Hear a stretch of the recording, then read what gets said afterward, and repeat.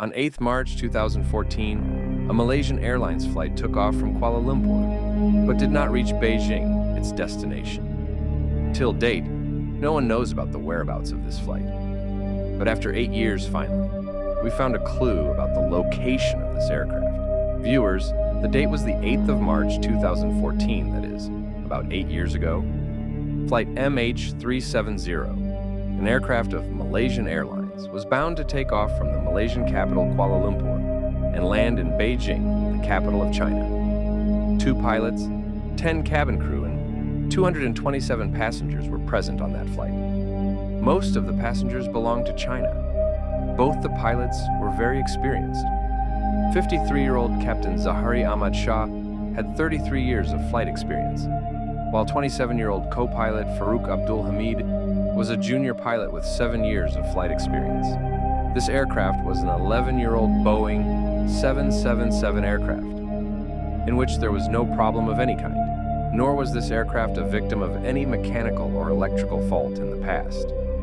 What I want to say is that it was completely a regular flight running between Malaysia and China, which used to fly from Malaysia to China or back to Malaysia from China after flying for 5 hours and 34 minutes daily.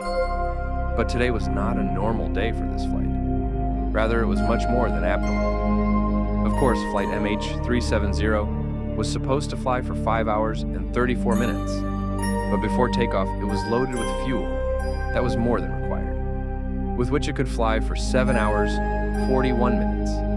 That is, 2.5 hours more than its actual requirement. It is also a routine practice of airlines to do so that if the plane is diverted owing to the bad weather in an emergency, then it could utilize the extra fuel. The day was 8th March 2014 and time was 12:42 a.m. when flight MH370 took off from Kuala Lumpur as per routine. The first pilot, Zahari, was in direct contact with the Kuala Lumpur Air Traffic Control Tower before and after the takeoff. On takeoff, the aircraft turned its direction towards the South China Sea, and after 20 minutes, i.e. at 1:09 a.m., the transponder on the aircraft sent its current GPS location to the radar of the Kuala Lumpur Air Traffic Control Tower. This is the automatic function of the transponder to send its current location to the nearest radars after a short period. Till now, everything was going according to plan. 10 minutes after that, i.e. at 1:19 a.m., when flight MH370 left Malaysian air jurisdiction and entered Vietnamese air jurisdiction. The control tower of Kuala Lumpur contacted first pilot Zahari for the last time and said this meant that now, flight MH370 should contact the control tower of the Vietnamese city of Ho Chi Minh. First pilot Captain Zahari heard this message and also replied to it. Neither the control tower nor did Captain Zahari knew that this goodnight message was going to be the last message to be received from MH370. At this time, a full 37 minutes had elapsed since the flight took off. Now it normally happens that until the plane reaches its destination, it stays in contact with the air traffic control tower of any major airport coming in its way. And similarly, it was expected to happen here also. But everything that was going on normally till now started becoming abnormal. Yes, exactly 3 minutes after his last message, i.e. at 1:21 a.m., flight MH370 suddenly disappeared from the radar. That is, the plane had completely disappeared from the radar of both Kuala Lumpur and Ho Chi Minh. But this was completely normal for Kuala Lumpur Tower, because they thought that MH370 had now entered Vietnamese airspace. That's why it disappeared from their radar. But when the Ho Chi Minh Control Tower saw flight MH370 disappearing from their radar, they felt something was wrong. They immediately tried to contact the captain, but no one responded. For the next 18 minutes, Ho Chi Minh Tower tried to contact MH370, but still got no response from the captain. And then Ho Chi Minh Tower contacted the Kuala Lumpur Tower and briefed them with the situation. Now normally, in this condition, the rescue center has to be informed within 1 hour, but but the Kuala Lumpur Control Tower informed the Aeronautical Rescue Coordination Center after 4 hours. And by then it was too late.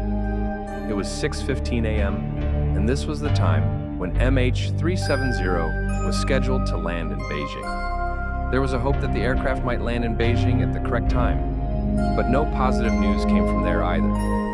At 6:32 a.m., a search operation has been started at the exact place from where the plane disappeared.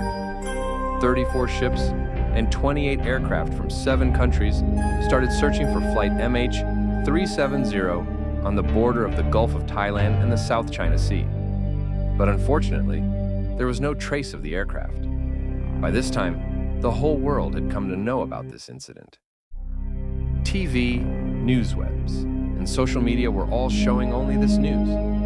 During this, the investigation team of many countries also became a part of the search operation. No one was really able to understand the reason behind sudden disappearance of the aircraft from all the radars. And even if it had crashed on this area of the sea, being such a big aircraft, it was expected some wreck debris to be seen. This search operation continued for the next 4 days, but still, there was no trace of the aircraft. But then on the 4th day, a news came which shook the entire rescue operation team. When flight MH370 disappeared from the radar at 1:21 a.m. on the 8th of March, it had disappeared from the civilian radar, but remained on the radar of the Malaysian military for the next 1 hour. And what happened after that was like this. After disappearing from the civilian radar, for a few minutes, the aircraft started moving towards the right, and then took a U-turn and turned back to Malaysia. After 31 minutes, the aircraft crossed the Malaysian city of Penang and then turned towards the Malacca Strait. Flight MH370 was last detected up to this point in the Indian Ocean as far as the range of military radar could detect, and the time was 2:22 a.m. After this, MH370 neither showed up on military radar nor on any civilian radar. The entire rescue team and every person associated with this plane were only trying to solve one mystery, that where did the aircraft go? What bothered them more was that why did the plane took a sharp U-turn in the direction exactly opposite Beijing? The rescue team that was earlier looking for the plane in the Gulf of Thailand and the South China Sea. Now they started their search in this part of the Indian Ocean. But surprisingly, there was no trace of the plane here too. After the next few days, another information surfaced, and once again it changed the whole situation. The airplane disappeared from the military radar at 2:22 a.m., but there was a satellite with which it was in constant contact. Let me update you here that it is normal for Boeing airplanes to try to contact the satellite when their own communication system fails due to some reason. The plane automatically tried to contact a satellite in Marsat, 35,000 kilometers away, after exactly every 1 hour. With the help of data saved on this satellite, experts performed a complex calculation. So finally, the next move of flight MH370 was also known. It was learned that Malaysian aircraft again took a turn after disappearing from military radar and kept flying over the Indian Ocean in the same direction for the next 5 hours. At 8:19 a.m., the aircraft tried to connect to the satellite for the last time. And this was the last signal from MH370. After this, neither did the plane contact any other satellite, nor did it show up on any other radar. That is when the rescue team first started searching for the aircraft. At that moment, the aircraft was actually flying, but its location was far away from there.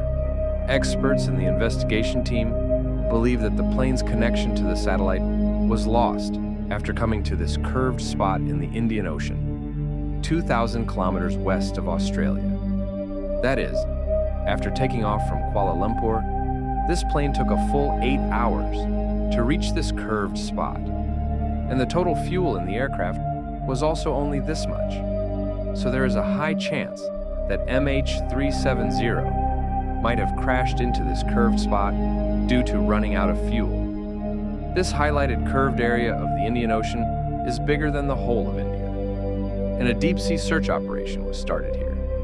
It was very important to find MH370 because until the plane and its black box are found, it would remain unknown what happened inside the aircraft before the crash. The process of searching for the plane went on not just months, but for many years. But no clue of the plane was found. After 3 years, the deep-sea operation was finally stopped, in which more than $160 million were spent. No whereabouts of the plane were found during the search operation. But in 2015, a year after the plane's disappearance, the plane's right flap run reached on the beach of the island of Reunion. This is the part of the plane that comes in handy when landing. When this flap run was investigated, another horrible reality was revealed. Experts believe that this flap run was not extended when MH370 crashed in the water. And sadly, this means that while crashing on the water, the aircraft fell into the sea on its nose. Many other parts and debris of the plane were found from the shores of Africa during the next several years. But till date, there's no clue of the plane or the passengers. To this day, no one knows what might have happened inside Malaysian flight MH370 before it disappeared. Some investigators suspect that the plane was hijacked, while some believe that due to an electrical failure, the aircraft's contact with the outside world was broken, and due to lack of oxygen, all the people inside the aircraft had fainted. Well, the actual reason can only be known from recordings saved inside the black box of the plane, which is missing somewhere in the Indian Ocean along with the plane. In February 2022, after full 8 years of the disappearance of MH370, the aircraft was once again expected to be found. Richard Gouffre, a British retired aerospace engineer, has claimed that he have found out the actual location of the plane through weak signal propagation analysis. And surprisingly, the pinpoint location which Richard has mentioned is present in the same curved area of the Indian Ocean. Richard believes that the wreck of missing Malaysian Airlines is lying 4,000 meters below the ocean at the exact point he had mentioned. This depth is the same as to where Titanic laid for 74 years, before it was discovered in 1985. Now, how seriously do Malaysian authorities take the claim of this retired aerospace engineer, and whether a new search operation is launched at this location or not? Only time will tell. Hope you guys will like and share this video. My heartfelt appreciation for your loving comments. We'll meet you in another amazing video.